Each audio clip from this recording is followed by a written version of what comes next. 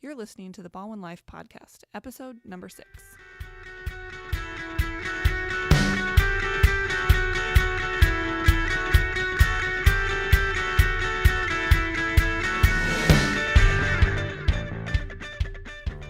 Welcome back to another episode of the Ballwin Life Podcast. We are very excited to bring you a little bit of a different format to the podcast today. We're going to have more of an interview style, and I'm joined once again with Officer Scott Stevens of the Ballwin Police Department here. And Scott, do you want to give a little introduction of what the episode's going to sound like today? Sure, Kirsten. Yeah, so we had the opportunity to sit down with Chief Kevin Scott of the police department, who's coincidentally my boss, and one day I saw him sitting at his desk and said, well, let's go ahead and have a conversation. What we mainly talked about in this episode was an event that's coming up that was kind of spearheaded by the chief from interactions he's had with some other groups on the heroin problem here in the West St. Louis County area. And I thought that it really gave a nice insight into why the police department is putting some efforts into trying a little bit of a different spin on an approach that's been done to battle this problem. Yep.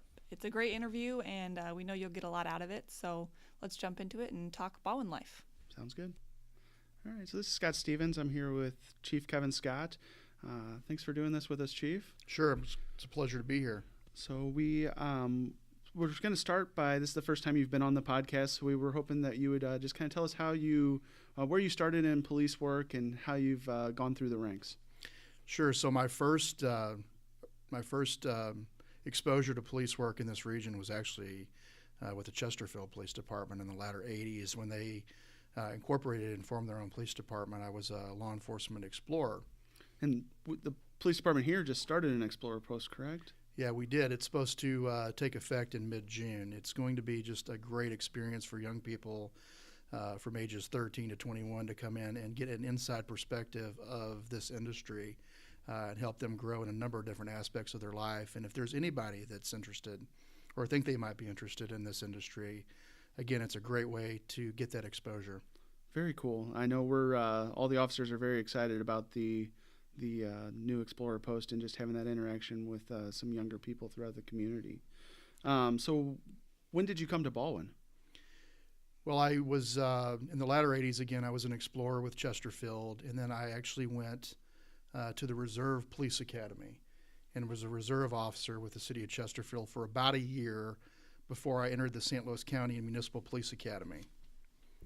And so at the end of that process of my training, I was hired by Ballwin in January of 1993, actually started in February.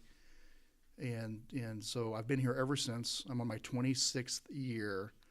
I'm on my second year. Actually, I'm on my third year as chief. I was promoted to chief on April 11th of 2016. It's very cool. I know I've worked with you for the last 10 years in various aspects, and when I was in traffic, you were my captain, and that was our first real interaction together, and it was a blast, I thought, from my perspective at least. I don't know if you thought the same, but... No, my entire time here has been very rewarding, and after getting the chief's job, I moved my family here from St. Charles, from the St. Peter's area. Probably one of the best things that I ever did. My kids go to the schools here. I've got one that just finished at Werther Elementary, one that just finished at Selvage. So next year I'll have a senior and a freshman at Marquette and a sixth grader at Selvage, and then my two older girls are both in college in the area. So. But it gives me an opportunity to ingrain myself in the community. I'm shopping in the grocery stores with our customer base. I'm eating in the restaurants with our customer base, and just have those daily interactions. And I'm just proud to be here. Yeah, and one of the things that you've really brought to our department, and I think also starting a big conversation in the region, is with a different approach to policing. And you take do you want to explain a little bit about how you're just a brief philosophy on how you're handling the chief position? Yeah, I think if you take a look at American policing, and if you go back and you look over the last 30, 40, 50 years, we're at a point where the dynamic in our communities are different. The expectations of police are different. Police are doing a lot more than just patrolling and law enforcement. And so the message that I'm really trying to send is And this is something that was said so eloquently by former Dallas Police Chief David Brown after the officers in Dallas were shot in 2016, which actually was a day before Officer Flamion was shot here. But he really focuses with his staff, or he did, on the fact that we are in the people business. And the law enforcement business, or the law enforcement tasks that we have, is ancillary to our main focus, that we are in the people business. And we really routinely and predominantly deal with quality of life issues, and that's important. So I'm under the belief that law enforcement in this country, in our industry, not just here in St. Louis, but across the country, needs to reinvent itself. And the way you do that is you reinvent your internal philosophies, your internal culture, your internal ideologies, to philosophically flatten organizations, to provide opportunities for your staff to take ownership, not only in your department and your mission, but also in your community. And we've implemented a lot of things over the last 2 years that have been relatively new to an old ideology. Absolutely. And so we continue to move forward with that. And I think the more we progress, the more responsibilities that we provide, the more ownership that people take in our organization, the better it is for Ballwin, and the better it is for the great Ballwin brand that we're trying to market. Absolutely. I think there's been, I think the community has really taken ownership in the department as well over the last couple of years, and we're just seeing that grow more and more, which kind of brings us to our next point, which is you have an event coming up on June 16th from 10 a.m. to noon. You want to talk a little bit about what that is? Yeah, I'm really excited about this opportunity. So for many, many years, I've been involved with the Rockwood Drug-Free Coalition, which is a separate entity but is affiliated with the Rockwood School District. Also, the Alliance for Healthy Communities, which is the Parkway School District's version of a drug-free coalition. I've also worked closely with different treatment entities in the area on drug abuse. And one of the things that we've seen is the increase in heroin, fentanyl, opioid abuse, prescription drug abuse. All of these things continue to build and really have cultivated an epidemic across the country. And we've been especially hit hard in the 63011 zip code here in the Ballwin, northern Ballwin region. And I've gone to town hall meetings where we've tried to draw people in from the community to educate them, to help them understand what we face, not only here in Ballwin, not only here in St. Louis County, but across the United States. And the turnout, the draw from the community is sparse at best. And I just think the message is hugely important. And so I thought about, how can we do things differently? How can we draw people in to hear a message that could save their lives, could save the lives of family members, but if nothing more, just educate them on a serious issue, an epidemic across this country. And so I really have challenged the folks here in Ballwin, in the Ballwin region, who are in our customer base, to come in and have a conversation with us. And how did you go about initially kind of reaching out to the people to see if this was something that the community was going to embrace? Well, I'm fairly active on social media, certainly support the police department's efforts in their social media platform, but also on my own personal Facebook page. I just simply asked a question one day: what is heroin? What is fentanyl? What are the differences? And if I provided some type of educational opportunity, would you be interested in coming? So there's a lot of effort that goes into putting a seminar together and bringing in just great people from the region, experts from the region, to help present this. And I want a commitment from the folks that they want this. And I asked for that commitment, and I got very strong feedback from not only people here in Ballwin, but people across St. Louis County that I'm friends with on Facebook that said that they would come. I've got people that are coming from St. Charles, and so I think it's time that we have a conversation. But I wanted their guarantee, if we were going to do this, if we were going to, expend the effort to put this together, that they would be here. That's how important this conversation is.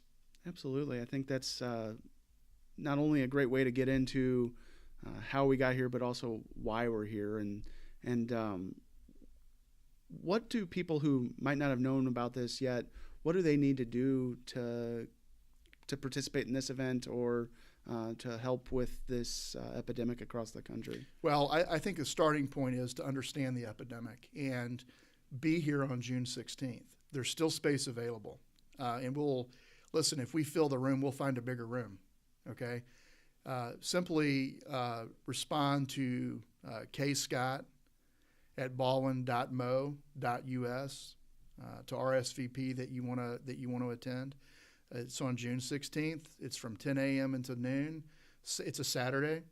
Saturdays are great days to do things like this because, we can focus on this Saturday morning, and then about midday Saturday, people can move into the rest of their Saturdays and do their yard work and barbecue or do whatever it is they have planned. But it's a great time to get people together. That's why, neighborhood HOAs typically will meet on Saturdays.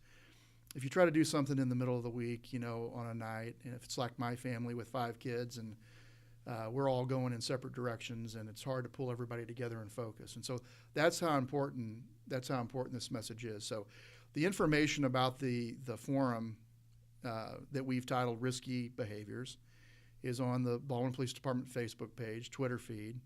It's certainly on my own Facebook page. And so it's important. And so there's a clear instructions on there of what people need to do if they want to come hear the presentation.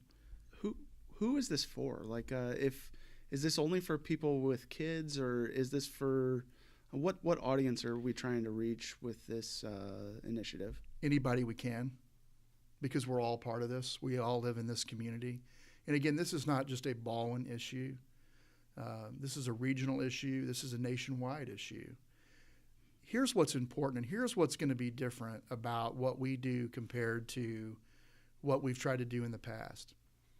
So before you get to heroin and fentanyl, you start somewhere. What are the behaviors? What are the at-risk behaviors that make the probability of this type of abuse more probable, right? Yeah. So, and I think that's important, and that's what we want to focus on. We're going to explain what heroin is. We're going to talk about what fentanyl is, but we're also going to talk about what happens to a person. What behaviors do they engage in that get them to that point?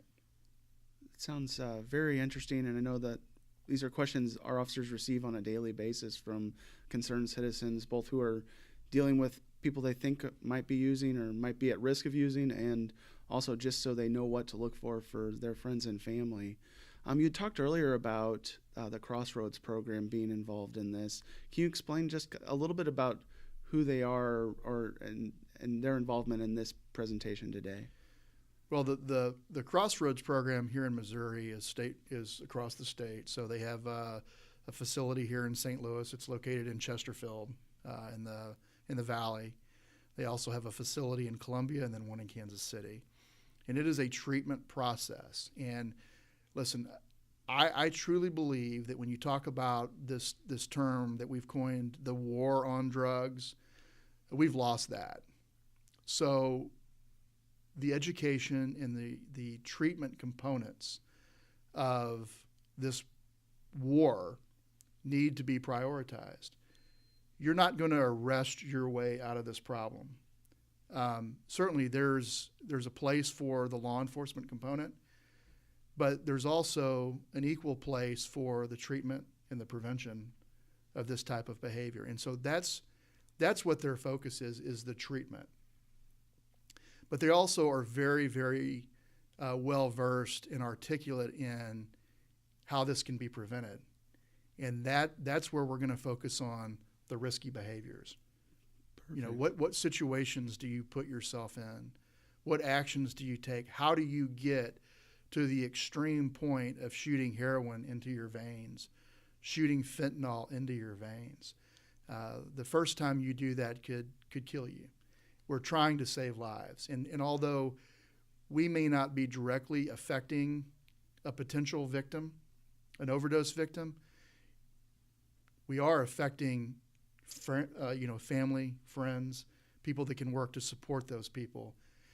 One of the other things that we're going to do that I think is very important, not only are you going to hear from Mike Weiland with the Crossroads program, but there are going to be treatment organizations that are here outside of the police department that are going to be available. They're going to set up booths. And so as you leave the presentation, you'll be able to walk through and talk to these people, tap into those resources, get literature. Listen, if we save a life that day, if somebody shows up that has a heroin problem, if a mother of a son shows up where the son has a heroin problem or a daughter, and we're able to provide them with ammunition to help these people and point them in the right direction and get them the support that they need, that's what we're trying to accomplish. It's a huge, huge effort, and we have to just take one step at a time. Education is extremely important. I can completely agree 100% with that. I think that's what's exciting about where this department is moving, and things like this is looking for solutions to some of these problems that are out in the community and trying to help the community get the information they're asking for. Well, that goes back to what you asked about at the beginning of our conversation. What is the philosophy? The philosophy is we are in the people business. We are here to enhance the quality of life of people that live in this region. And I think it's incumbent upon us as an organization, not only the police department, but the entire city team to work to do that. And we need to lead in this industry, not only from a policing standpoint, but from a municipal services standpoint. And that's what we work on every day, is how are we going to lead in the industry? How do we make living in Ballwin better? Yeah, it's just it's an amazing process, and we really thank you for your time today, Chief. I know you're busy, and it's nice for you to give us time so we can get this message out to the citizens of Ballwin and the people in the region. Well, that's great. I appreciate you guys having me. And as we're doing this on the Friday before Memorial Day weekend, certainly everybody have a safe Memorial Day weekend. Make good decisions, right? We want to see you all back next Tuesday, healthy. So make good decisions. Enjoy yourself. Have a nice, relaxing weekend, and God bless everyone. Thank you, Chief. All right, so just to wrap up what the interview with the Chief, the event will be on June 16th from 10 a.m. to noon at the Ballwin Police Department, which is 300 Park Drive. To RSVP for that, you can the fastest and best way is to email the Chief directly on that, and that's kscott, it's KSCOTT @ballwin.mo.us. You can also find find more information on Facebook, or just for information you can find on the website at ballwin.mo.us. And we're just really excited to see everybody here, and hopefully it'll be a great event.